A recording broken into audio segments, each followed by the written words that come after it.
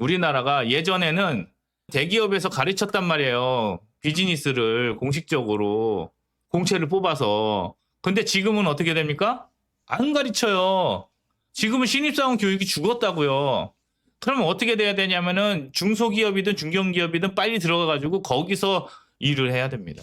근데 그 일을 하면서 돈을 벌고 비즈니스도 익혀야 돼요. 그게 지금 가장 시급한 겁니다. 옛날에는 왜 그 자립이 빨랐냐면은 고등학교를 나오든 대학교를 나오든 나오자마자 취업을 해서 생활 전선에서 비즈니스를 배워가면서 사람들이 살았단 말이에요. 어떤 방식으로든 간에 비즈니스를 더 잘 배웠냐 덜 배웠냐 그거는 개인의 자립 문제지만 어쨌든 간에 사회는 그거를 해줄 수 있는 시스템이 되어 있었다고요.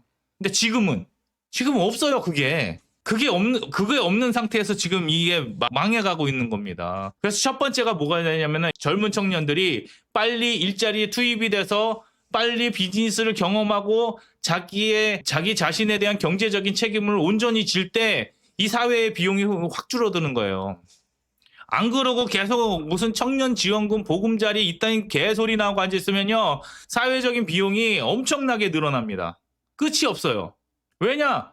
자립할 생각이 없거든. 그렇게 다 해주면. 내가 돈을 벌어서 50만 원, 60만 원 되는 월세를 감당을 할 수 있어야 되는데 나라에서 막 평당 10,000원, 17평에 17만 원 이런 거 우리가 해줄게. 거기 당첨된 애들은 다시는 일을 안 한다니까요.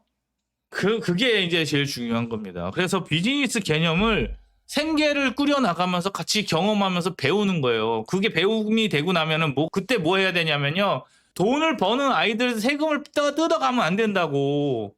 거기서 자립을 해가지고 내 집 보금자리를 만들고 내가 결혼할 수 있는 자금들을 만들고 내가 그 준비를 하게 만들어 준 다음에 두 번째는 뭐냐면 경력이 쌓였을 때 투자랑 사업을 할 수 있도록 만들어야 됩니다. 그게 뭐냐면은 창업의 생태계를 만들어줘야 돼요. 창업의 생태계를 만든다는 게 굉장히 중요한 겁니다. 워딩으로. 어떤 얘기냐면은 창업이 되잖아요? 창업이 되는 거는 두 가지가 필요한 겁니다. 하나는 비즈니스의 마인드가 뛰어난 인재들이 필요한 거고요. 또 하나는 자금이 필요합니다. 그럼 이 자금은 어떻게 되는 거냐면은 투자금이 돼서 리턴이 돼야 돼요. 내가 투자를 했으면은 그 투자금이 리턴이 돼야 된다고. 투자한 걸로. 그래서 창업 생태계는 투자 생태계랑 사업 생태계가 같이 가는 겁니다. 그래서 사업을 하는 규제를 많이 풀어주고 투자를 했을 때 세금을 안 뜯어가야 된다고요. 이 두 개의 생태계가 공존해서 돌아갈 때 창업이 일어나고 일자리가 더 창출이 되는 거죠. 그걸 만들어줘야 되는 거예요. 그게 청년이고요. 청년뿐만이 아니라 이제 중장년이 됐을 때 2차적인 생태계가 나오는 겁니다. 1차는 일자리지만 두 번째는 창업 생태계를 만들어줘야 된다고요. 그래서 창업이 되면은 창업한 사람이 2명이든 3명이든 일자리를 창출할 수 있게 만들어줘야 되는데 지금은 창업을 하면은 내가 폐가망신을 하도록 만들었다니까요. 지금 자영업자들이요. 요번 설 지나고 나면은 엄청 폐업할 거예요. 이번에 27일, 30일 이 9일간의 휴가가 자영업자를 완전히 넉다운 시키는 겁니다. 여태까지 코로나로 간신히 버티고 이 좌파 정권 문재인 8년 차까지 8년 동안 엄청나게 힘들었던 자영업자들이 이제 인생을 포기하는 시기가 오는 겁니다.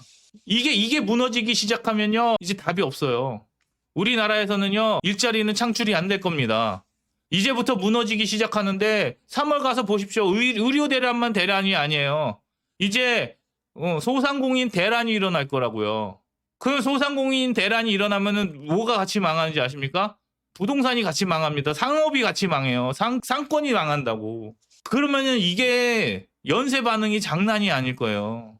3월만 돼 보십시오. 이제 또 메시아가 누군가 하고 지금 난리가 날 겁니다. 중산층은 제가 볼 때는 이미 붕괴됐고 여태까지 버티던 소상공인까지 되면요. 이제 파산 수준으로 가는 거고요. 우리나라 자본이 없어요. 여기에 IMF 같은 사태가 터지잖아요. 그러면 대폭발이 일어납니다. 저는 비관론자 아니에요. 경제 비관론자 아니고 폭망론자 아닙니다. 근데 지금 돌아가는 모양새로 봤을 때 문제가 분명히 생긴다는 거죠. 그러면 2년 반 동안 윤석열이 한 게 과연 우파 정책이냐? 아니라는 거지. 지금 소상공인들 다 죽게 생겼는데 그러면 이제 뭘로 가지고 사람들이 먹고 삽니까? 먹고 살 게 없어지는 거지. 주식이나 코인이나 투자는요, 경제 펀더멘탈이 좋지 않으면은 되지가 않습니다. 자립을 할 수 없게 만드는 거예요. 교육 자체가. 그래서 투자 생태계가 왜 필요하냐면요. 자본을 이해하는데 투자 생태계가 필요합니다. 그 다음에 또 하나가 뭐냐면은 창업 생태계가 필요한 게 뭐냐면요. 새로운 산업을 창출해내는 거예요. 그거는 정부가 할 수 없습니다. 자꾸 박정희 때 뭔가를 박정희가 다 한 것 같습니까? 아니에요. 결국에는 경제를 일으킨 건 민간이고요. 그 민간이 경제를 일으킬 수 있도록 도와준 게 정부라고요. 그래서 정부가 굉장히 작은 정부가 됐다고요.